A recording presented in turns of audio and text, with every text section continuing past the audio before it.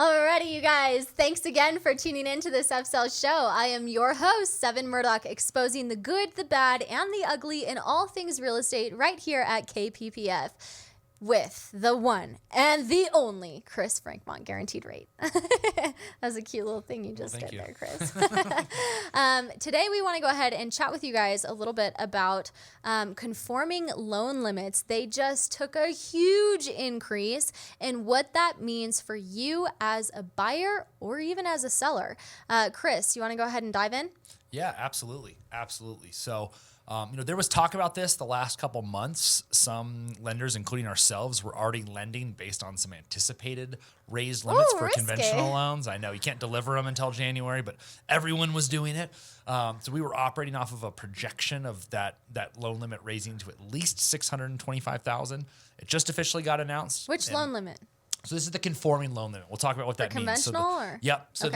So that limit's now going to be $647,200. So what that means is that conventional loans in regular priced areas, which we are here in Colorado Springs, the loan can go up to $647,200 before it becomes a jumbo loan. So if you're putting 5% down, the standard minimum down payment on a conventional loan, that translates to a purchase price of essentially $681,000. So $681 on the purchase price, 5% down. I just did the math. and you can still be on a non-jumbo loan. So I mean that is incredible. That's huge. It was only like 6 years ago that we were at 417. And I remember the next year it went up. It only went up to 424. So to think how fast it's increasing now is pretty crazy. In this past year, like doing 5% down, single family owner occupied conventional, like your purchase price capped out at $575 doing 5% down. Yep. You know?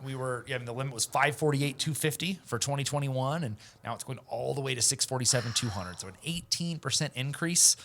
The year before, it only increased 7.5%. So those higher price point homes are going to be feeling good. Yeah, absolutely. It's a big deal. You know what? This creates opportunity for a lot of buyers. There's buyers that now it's going to extend their maximum qualification because jumbo loans are a lot more strict. Once you get above that threshold, you need a bigger down payment. You need to be better qualified. Yeah. So a lot of people are restricted as their max being the conforming loan limit. Right. So now that that's going up, it's going to create new opportunity. The other opportunity it can create is for buyers who recently purchased using a jumbo loan. And now they can refinance into a conforming loan. And that might drop the rate significantly. There were some really good jumbo rates this past year, so maybe not. Maybe they're still in a good situation. But there's plenty of people who could have bought and had to finance $630,000 last year and now could refinance that into a regular loan. So you're just trying to get everyone's refinance. That's right. Call me. Okay. What's your number, Chris? 719-337-3021. There you go. No, but it really is. It's a huge deal. It's going to help people buy higher priced homes. It's going to help people qualify for more and help some people get into some better financing options that purchased previously. So definitely a big deal. So that's limits, conventional though. Yep, that's conventional. And again, that is just for El Paso. Yeah, regular. We call it I can't remember the official term, but the regular priced areas. That's 80-85% of the country. Higher priced are going even higher. I think the highest limit right now is like $977,000 for next year, almost $1 million in the really high cost areas. So pretty tells incredible. You what our dollar's doing. Right. So these limit increases, they're based off of appreciation rates. They look at Q3 from that year. So they looked at Q3 from 2021 and look at some different appreciation rates across the country and have a whole formula that they use that spits out these new limits. So it just shows how much more appreciation there's been when the increase went from 7.5% to 18%.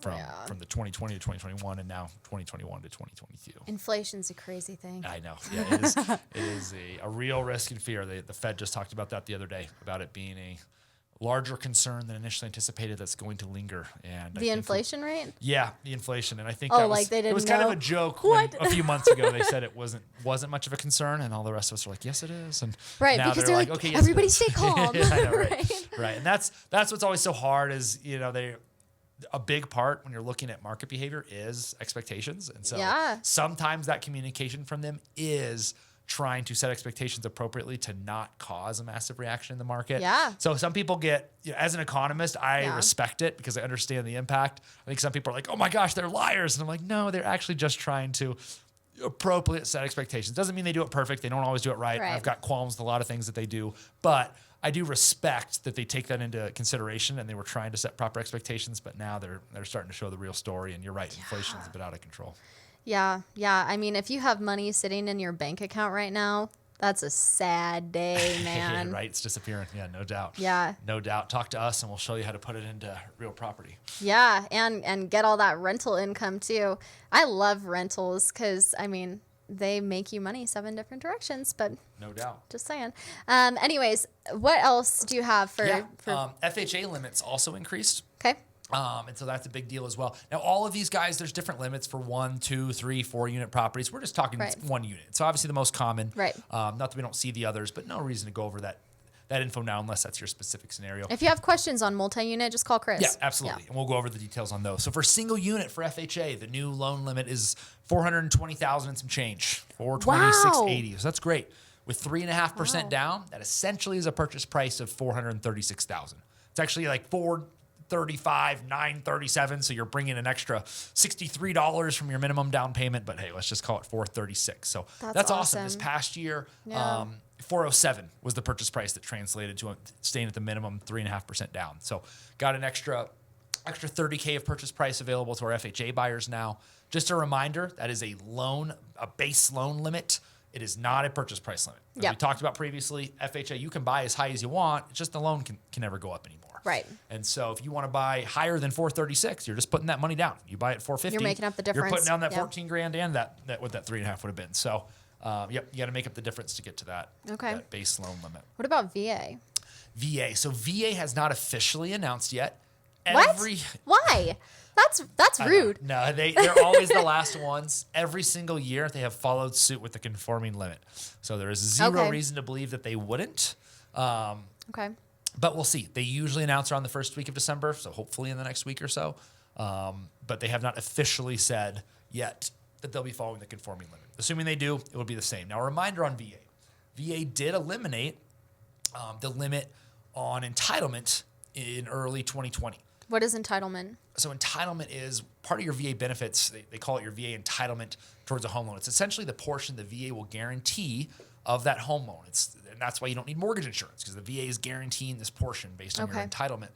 And so prior to 2020, if we were looking at a loan above the conforming limit, it would require a down payment. So we're going to use some fake limits and fake numbers to make the math a lot easier. But let's just say the limit. Way to keep it real, Chris. Right. Well, we're going to make it easy math to follow. So let's just say the limit 2 years ago, before 2020, was $500,000. Mm-hmm. If you wanted to buy a house that was $540,000, that's $40,000 above the limit, you had to put down 25% of that additional amount. So you take 25% of that $40,000 that's above 500, you had to put down $10,000 in that scenario. Okay. In 2020, when they eliminated that, now if you don't have any other VA loans, which is the big key, you could fully finance that $540,000. You don't have to put down that $10,000. You're only limited by your qualification. Now, some lenders still have overlays, their own rules requiring down payments. For guaranteed rate, last year, initially when that happened in 2020, we would go up to $1 million fully financed. Then they went to $1.5 million. There are some credit score requirements for that. Really? For VA? Now we're up to $2 million. So we'll go $2 million fully financed. Again, VA doesn't have a rule. That's our own rule. But a lot of places up over $1 million are requiring 5% down. Okay. We're not all the way to $2 million, which is phenomenal. Oof. Now, a really important point that I alluded to earlier, because that limit still exists for VA. And the reason there's still a limit is for when you have multiple VA properties. If you just have one, you got all your entitlement, you're only limited by qualification. But let's say you bought a house with your VA loan, you kept it as a rental, it's still in a VA loan, and now you want to buy another.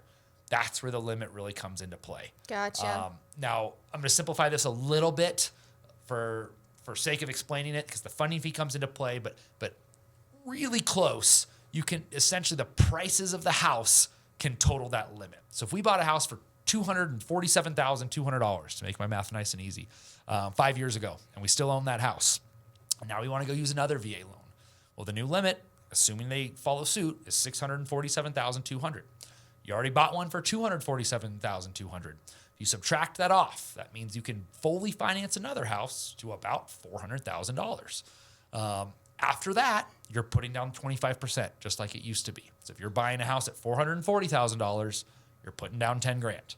So that limit is still important for VA, but only when you have multiple properties. Okay. And again, guys, rough numbers, that's not exactly how the math would work out, but pretty close. You didn't get your calculator out quite yet. VA fund, if someone was exempt from the funding fee, that would be accurate. That's but if they're not, the funding fee goes to the loan amount, that counts towards entitlement. Yeah. So that's why the numbers would be slightly different. Yeah, 100%. I mean, the VA is such an incredible loan to be able to have. Oh, it's the best. I mean, really. I always say I wish I would have gone back and done 4 years just so I had access to it, or No doubt. done time in the reserves, the guard. I still consider it just because it's such a phenomenal I just loan. can't imagine someone telling me what to do. I'd be like, I know, no, not Just, today. All right, you have to be here at this time every time. I mean, I was 8 minutes late today. I would have been running miles and doing push-ups. So, no, that would be in a struggle such for great me. shape. Oh, I know. That would be good for me, huh? Don't say that too loud. My wife might sign me up for boot camp. Kelsey would be like, wow, Chris. Yeah. It's been a long time since I was in great shape. So maybe I do need to go to boot camp. Oh, that's too funny. Well, I mean, thank you for that. And honestly, you guys, when it comes to looking at these increases in loan limits, what that means for our market as a whole, and I would say probably in the higher price points, those properties that were previously right around that 575 threshold or whatever that might be for, VA or FHA, because 575 last year was kind of where you cut off 5% down conventional.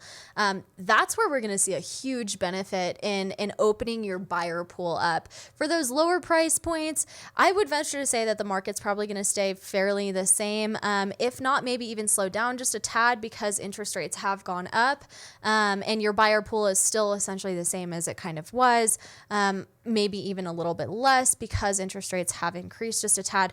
But if you're sitting in those higher price points where you're right on the cusp of, getting into the waters of a jumbo loan, that's where we're going to see a massive benefit to these conforming loan limits increasing, right? Yeah, absolutely. I mean, you would sure suspect that basic supply and demand, that now houses priced between that 407 or 400 to 440 mark are going to see an influx of buyers, FHA buyers that couldn't afford them before because of the loan limit, but had no problem qualifying. We have a lot of FHA buyers like that. They're limited 100%. by the loan limit. And so there's now a larger pool of buyers for that 407 to 436 range. There should be an increase in demand there. And then absolutely on the top end, at 575 all the way up to like 681 now, a whole $100,000 range there. There's going to be a lot of buyers that will now qualify in that pool. Right. I mean, just when we saw these limits, we talked to the team this morning about we need to go look at all of our qualified buyers and go update people. Hey, you're going to be closing after this date, then you're going to be able to go higher now. And so it really should. It should be larger buyer pools in really those two sections, that 407 to 436. And that 575 up to about 681 price points. Yeah. I mean, that's absolutely phenomenal. And, even when I go to list properties in a higher price point, if they're kind of close to or right on that cusp, like I comp the property out and they come in at like 580 or 590, I'm like, hey guys, you might want to list at 575, just to keep that buyer pool open. And I'd say half the battle when it comes to selling your property is just getting buyers in the door, right? You want a qualified, motivated, capable buyer walking through your property, and once they're inside, that's when they start envisioning their couch being right here and that family photo being right there, and so on and so forth. You're right. So I think that to get in the house, you kind of have to be able to check the boxes, the fact boxes. Will it work for financing? Will the payment work? Will all this work? And once they're in, then it becomes a little bit more. How much more do we want to pay for this house? Right? And you're right. There's more people that are going to be able to check those boxes now. Yeah. Price point and get in the door. 100%. That's really cool. And how are interest rates looking right now? Yeah, it's been a little bit of a roller coaster as always. I mean, with the new COVID strain being announced, we saw rates drop back down there for a couple days. Yay! Then there was the comments about inflation, and it pushed them right back up. I mean, it's been up and down, back and forth like it's been for a while now. Realistically, we're holding fairly steady to where we've been the last couple of months. So, and that where that really is just a hair below, where the lowest we'd ever been pre-COVID. So we are still lower than we'd ever been 2 years ago. 2 years ago right now, which is rates had never just been this low. ballpark. So VA, FHA, I mean, if you've got good credit, you're still looking at the mid to high twos. Okay. We were in the low twos there for a while, now mid to high twos with good credit. Conventional, you're in the high twos, low threes. crazy. I Free know. money. I just closed on a house too. Free money. That's oh, really? wild. I did. Up in the mountains. Oh, very cool. Oh, yeah, I know. Congratulations. Thank you. I must have missed the text message. I'm kidding. Oh, yeah, that's true. Nice, awesome, congrats. Yeah, it'll be a fun project. It's definitely a lot of work. It's functionally obsolete. Oh, really? My property. Is it which, like no for power, those of no you water, Who, or what? no. Functionally obsolete is like the floor plan doesn't make sense. It's a nice way of saying the floor plan is screwed up. Oh, okay. Yeah. So I'm lot gonna of go work in ahead there. of Yeah. Nice, a fun. ton of work and yeah. Well, that usually means you can create some equity, so good for you. Yeah, I just, I don't know if I'm going to like, I always like to say I'm going to keep this property until the day I Right. die, but the reality is I end up selling it Yeah, right. pretty immediately after. I think I'm going to end up selling maybe my other house that I have Oh, right wow. now that's going to be an Airbnb.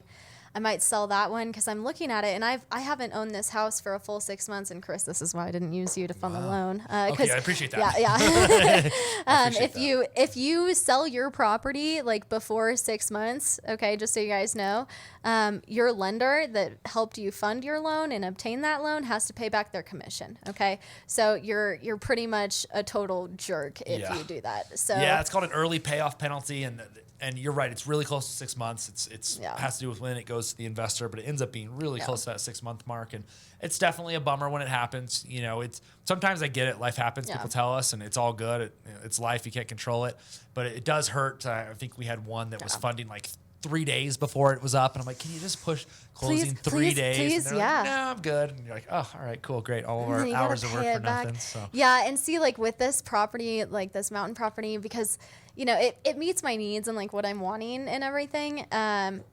But I don't know how long I'm gonna keep it, and it Sure. just depends on how much equity I build in it and how quickly that happens. But like, the one house that I just kind of finished bringing up to speed and renovating and everything else to build out into an Airbnb, I'm looking at it and I have like 90 grand of equity just sitting there, and I could sell it to a client tomorrow and pay zero commissions on Right. it, right? And so like, the well, mountain maybe you should house. just look at a HELOC to access that equity. Yeah, but why would I pay to borrow my own money? Because then I can keep the asset and it's appreciating. Yeah, I mean, to me, that's and one blah, thing I blah. love about houses is, house rates are so low right now. I've got my prime rates at like a 2.5%.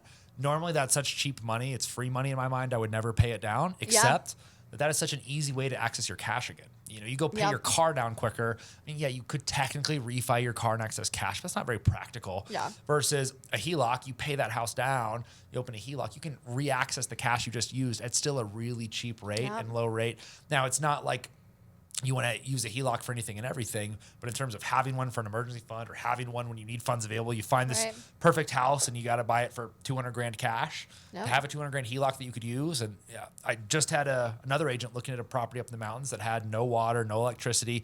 Nobody would finance it. The only option was essentially to try to do a land loan. He couldn't quite qualify for that.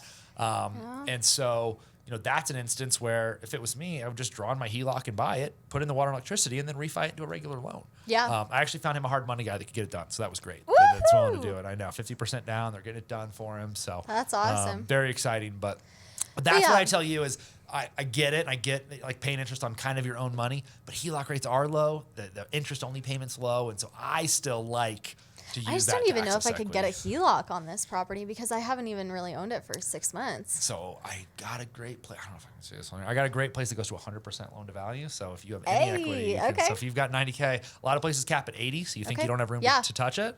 But I have a place that goes to 100. Well, I'll definitely get their info from Yeah, you. But absolutely. as far as the mountain house goes, like just knowing how unpredictable I'm like a Gemini, right? So I never know what I want to do. Right. But just how unpredictable I am with everything. Like this house meets my needs, this property meets my needs and stuff, but it's not like the property that I like really want to have, you know? So I might just go in there and kind of make it pretty and make it better than it is right now. And then take the money and run and then buy something that I'm actually going to hold on to for an extended period of time where I might not sell it before I own it for 6 months. Sounds like you got a good plan. So you're in good shape. Yeah, I but- just don't want to screw you, you know? No, I appreciate it. But, that's why we want to be an advisor. We're talking HELOCs. I don't do HELOCs. I don't make a dime from doing HELOCs or setting you up. But You could have helped me buy the place, though. You could have funded the loan. Sure. But then I might sell it yeah, tomorrow. no, I appreciate that you didn't. EPOs are no fun. But, and real quick on that, I meant to clarify earlier. I think it was clear about this, but early payoff, it's kind of a big trigger term. Make sure people know that only affects us as the lenders. The clients, no effect on them. They do not have an early payoff. Those are gone. They were a big deal, really pre-09. There are still products that have them, but they are the unique ones. None of the traditional products do. That is only something that affects us. So if you really hate your lender, right, seriously. Really stick it to us. Refi or something before Right that away. 6 month Exactly. term. Yeah.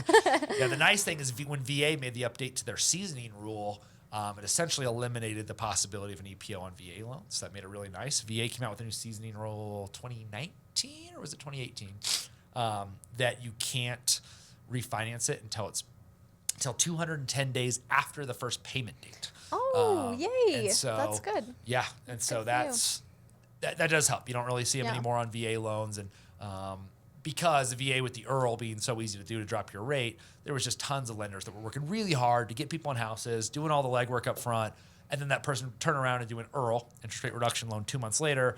That lender loses all their hard work, and the guy that did the IRRL, I mean, that's no credit, nothing needed on that loan, super easy, and so it was the right thing to do. It's helping to make sure that the people that are working hard to get service members and veterans in houses are getting to be compensated for their hard work. Yeah, 100%. I'm not gonna lie, I have sold a property before that 6 month threshold before, because the lender really, really screwed up and screwed me, almost lost me $10,000 of earnest money, like just by not doing their job, lying to me all the time. So I sold that house and I actually took a loss on that house. Because you know what? I knew they'd have to pay back their commission. That's not. You're bringing them down with you. I'm not proud of it, but you know what? It is something that I knew that I could do, and I did it. It happened. I'm sure you made your point. I'm sure. Yeah, they texted me and they're like, "Hey, just so you know, I have to pay back my commission." I was like, "Oh yeah, fully aware, fully aware." Yeah. Yeah, I think just so you know, you almost lost me $10,000, right? But yeah, I think that when it comes to purchasing property, it's really important to explore absolutely every option that you have available to you. I mean, as far as your team as a whole, realtors, lenders, property types, so on and so forth. But I mean, financing is huge. And I think you guys would be really surprised to see the difference in, financing, loan limits, down payments, everything else when you look at single family versus 2 units or 4 units, or are they attached or are they detached? Are they metered together or separately on utilities?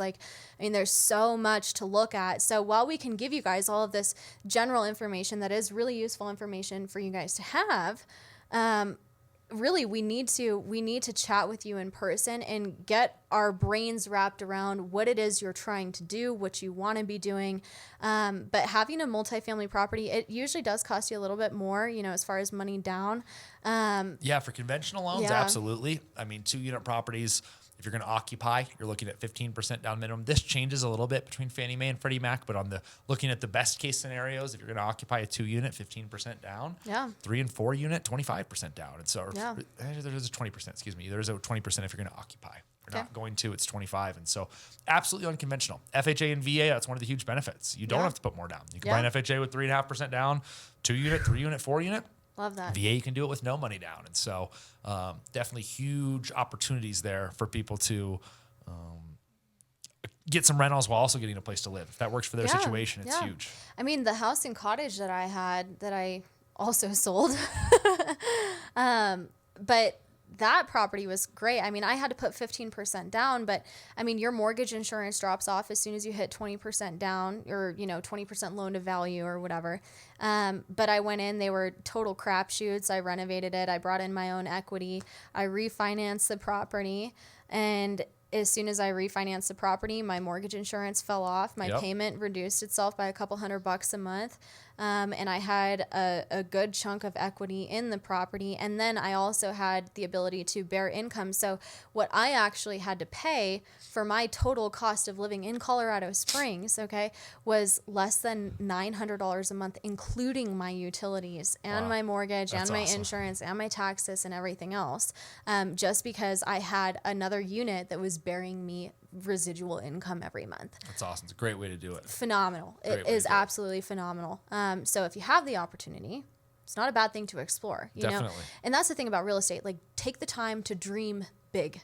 Dream big, because what you do today in real estate can segue you to where you want to be at the end of your life, sitting on a beach with a margarita in hand and your beautiful wife next to you, or whatever that looks like, you know? Yeah, absolutely. No, it's and that's where I think both of us really try to be that advisor and try to help people understand their situation, not just now, but in the future, and what's going to help them get there. And I think you give good advice of dreaming big. I think I was just talking to somebody earlier today. They were very hesitant, saying, I've never done this before. It's my first house, so we don't know what we're doing.